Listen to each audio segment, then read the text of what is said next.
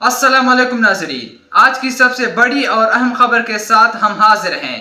जी हाँ, बात हो रही है 9 मई के इन मुकदमात के जिन्होंने पूरी मुल्क में हलचल मचा दी थी। कई महीनों से जारी तहकीकात, गिरफ्तारियों और अदालती कार्रवाइयों के बाद आखिरकार बड़े फैसले सुना दिए गए हैं। आज हम आपको बताएंगे इन मुकदमात में कौन कौन मुजरिम ठहराया गया, किसको बरी किया गया और इस फैसले के मुल्की सियासत पर क्या असरात मुरतब होंगे।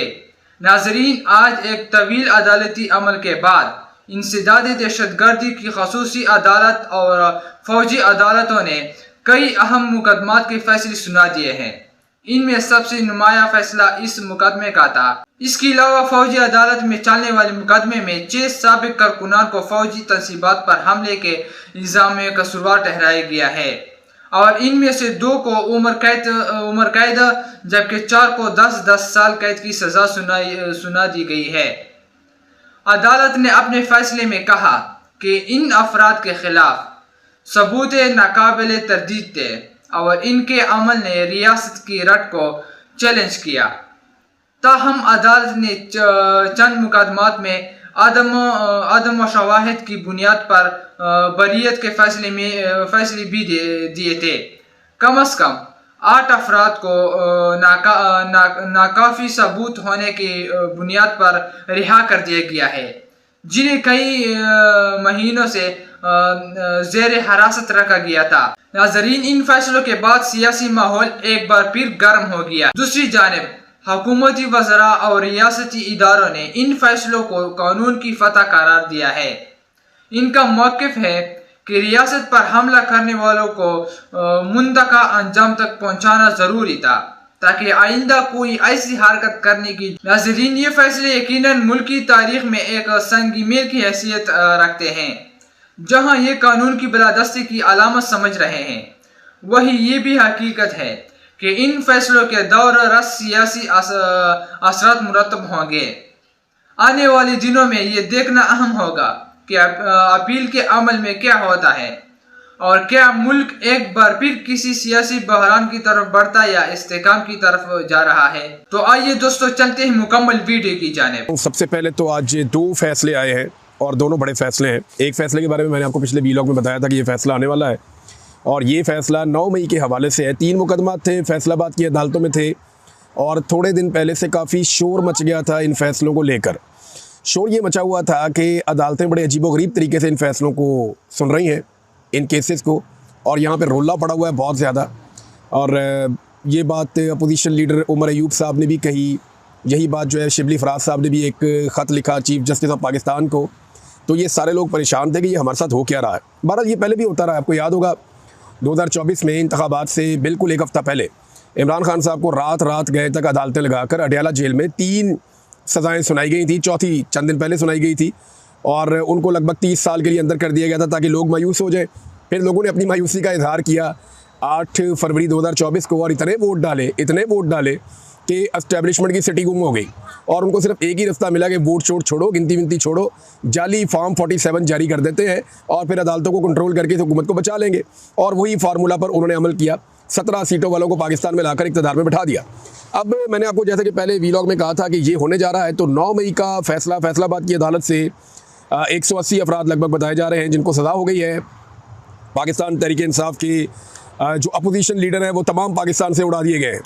यानी पंजाब में अपोजिशन लीडर थोड़े दिन पहले मलिक अहमद खान बच्चड़, उनको सज़ा दे दी गई, उन्हें फारिग कर दिया गया। अभी उमर अयूब साहब जो कौमी असम्बली में अपोजिशन लीडर हैं उनको सज़ा दे दी गई 10 साल की। शिबली फराज जो सेनेट में अपोजिशन लीडर हैं उन्हें सज़ा दे दी गई 10 साल की। और जो बोलने बालने वाले MNAs हैं, बहुत सारे ऐसे लोग हैं, उन्हें फारिग किया गया। साहबजादा अहमद रज़ा साहब का नाम आ रहा है, जरताज गुल वज़ीर साहब का नाम आ रहा है और भी नाम है। इसमें जो लोग बच गए वो लोग हैं जिन्होंने या तो प्रेस कॉन्फ्रेंस की थी, इन्होंने पाकिस्तान तहरीक इंसाफ से अपने आप को अलग किया था, या वो लोग हैं जिनका मामला बहुत ही ज़्यादा जो है वो अदालत के अंदर बिल्कुल ही साबित कुछ भी नहीं कर पाए। अब इसमें जो है वो जज साहब ने खुद लिखा इस फैसले में कि जो स्टार गवाहान हैं वो झूठे साबित हो गए हैं, क्योंकि इन्होंने कहा कि लाहौर वाली मीटिंग में फवाद चौधरी मौजूद थे, लेकिन फवाद चौधरी ने साबित किया कि वो लाहौर वाली मीटिंग में नहीं थे, लिहाजा फवाद चौधरी साहब बाइज्जत बरी हो गए। अब इन्हीं झूठे गवाहों की गवाहियों के ऊपर, यानी पहले अदालत कहती है कि ये गवाह झूठे हैं, इन्होंने झूठ बोला हुआ है, अब उन्हीं झूठे गवाहों की गवाही की बुनियाद के ऊपर सज़ा सुना दी गई पाकिस्तान तहरीक इंसाफ के पार्लियामेंटेरियंस को। यानी एक तरफ कहते हैं गवाह झूठे हैं, अदालत का फैसला कर रहा है कि झूठे साबित हो गए, इन्होंने वो काम जो ये कह रहे हैं, जिस तरह से ये कह रहे हैं उस तरह नहीं हुआ और साबित नहीं हो रही इनकी गवाही। अब जिनकी गवाही झूठी साबित हो रही है, ये कैसे मुमकिन है कि उन्हीं की गवाही के ऊपर बाकी लोगों को सज़ा दे दी जाए? लेकिन ये पाकिस्तान है, यहाँ पे सज़ा दी जाएगी। एक गवाह ने यहाँ तक कहा कि जनाब जो 10 मई को है वो ख्याल कास्त्रो साहब ये ISI के दफ्तर पे हमला कर रहे थे फैसलाबाद में। यानी फैसलाबाद में जो ISI का दफ्तर है वहाँ पे ख्याल कास्त्रो जो पाकिस्तान तहरीक इंसाफ के एक रहनुमा है, वो कहते हैं जी उन्होंने हमला किया था ISI के दफ्तर पे। अब गवाह की गवाही इस तरह गलत साबित हो गई कि उस दिन ख्याल कास्त्रो फैसलाबाद जेल के अंदर बंद थे। यानी एक बंदा फैसलाबाद की जेल के अंदर बंद है, लेकिन गवाह ने कह दिया जी ये तो हमला कर रहा था ISI के दफ्तर पे। तो इस किस्म के ये गवाह थे, स्टार गवाहान। कभी ये मेज़ के नीचे छुप जाते हैं, कभी एक सोफ़े के नीचे छुप जाते हैं। और ये जो गवाहियाँ हैं ये एक तो 4 मई के हवाले से हैं, दूसरी 7 मई के हवाले से है कि 4 मई को कुछ हुआ, चक्री में कोई मीटिंग हुई, इमरान खान साहब की ज़ेर सदारत, इसको ये क्लेम किया जाता है। और दूसरा किया जाता है 7 मई को एक और मीटिंग हुई, हालांकि गवाह छुट्टी पे, लेकिन उसके बावजूद उसकी गवाही मानी जा रही है। एक शहर में गवाह कोई और तादाद बताता है, दूसरे शहर में कोई और तादाद बताता है, तीसरे शहर में गवाही देने के लिए जाता है तो उसी वकूए की कोई और तादाद बताता है। अजीबोगरीबी सूरत है पाकिस्तान में। लेकिन इन गवाहियों की बुनियाद के ऊपर इतने ख़राब और इतने फारक किस्म के मामलात के ऊपर जजेस सज़ाएँ सुना रहे हैं। ये बहुत इंटरेस्टिंग है और ये हमने पहली दफ़ा पाकिस्तान की तारीख में देखा है। ये जजेस तारीख में नाम रोशन कर रहे हैं। पाकिस्तान तहरीक इंसाफ का रद्दअमल मैं आपके सामने रखता हूँ। तहरीक इंसाफ ने इसके ऊपर सख्त रद्दअमल दिया है। फैसलाबाद की इंसदाद दहशतगर्दी की अदालत की जानिब से कायदे हिज़्ब इख्तिलाफ कौमी असम्बली उमर अयूब खान और कायदे हिज़्ब इख्तिलाफ यानी opposition leader Shibli Faraz senate के अंदर और सुन्नी इत्तेहाद काउंसिल के चेयरमैन साहबजादा हामिद रज़ा, कौमी असम्बली में पार्लिमानी लीडर जरताज गुल वज़ीर, यानी सारे जो नाम कहीं ना कोई काम कर रहे थे सारे उड़ा दिए पकड़ के, और दीगर कारकुनों को 9 मई के झूठे मनगढ़ंत और सियासी इंतकाम पर मबनी मुकदमात में सज़ाएँ देने के फैसले पर रद्दअमल आया पाकिस्तान तहरीक इंसाफ का।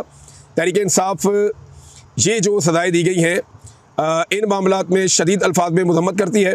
मजमूई तौर पर हमारे 6 मेंबरान कौमी असम्बली, 3 मेंबरान पंजाब असम्बली और 1 सेनेटर को सज़ा हुई है। अगर आप टोटल मिला लें जो अब तक हुई है 9 मई के अंदर सज़ाएँ, तो ये हो चुकी है कुछ 14 लोग इनके पार्लियामेंटेरियन अब तक सज़ा में फारिग हुए हैं। दोस्तों आप लोगों ने वीडियो देख ली। अगर वीडियो अच्छी लगी है तो वीडियो को लाइक करें और इस चैनल को भी सब्सक्राइब करें ताकि आपको आइंदा भी इस तरह के मज़ीद अपडेट्स मिलती रहे।